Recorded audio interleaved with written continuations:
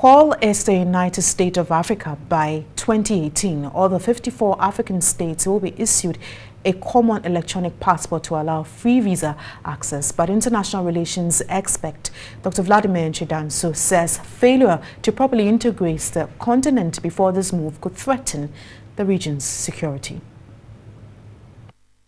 There has been several moves to integrate Africa economically and politically by initially forming regional bodies. With over 8 regional bodies, critics say Africa's liberation dream has been flawed by weak policies. But the African Union has a new dream for the continent.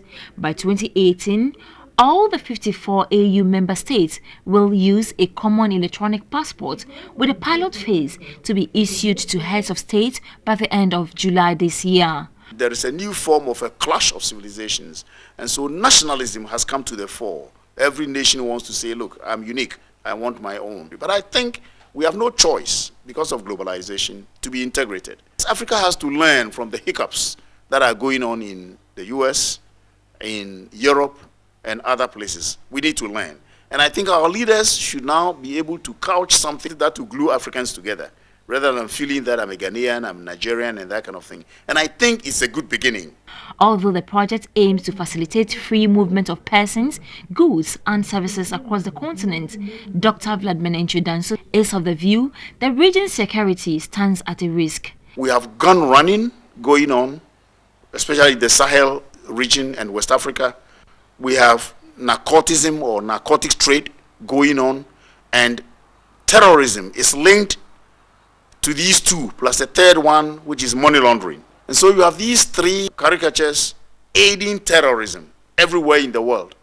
And now that you have Africa as one of the main spots of terrorism, you need to be very careful as to what policies you churn out for your people. Member countries who heavily depend on visa and passport revenue will also be affected. A lot of the countries also derive a lot from border revenues.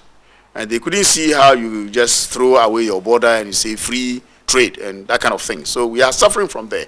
And this kind of passport is also going to create problems. So not many people will just throw it away all of a sudden. I can imagine that.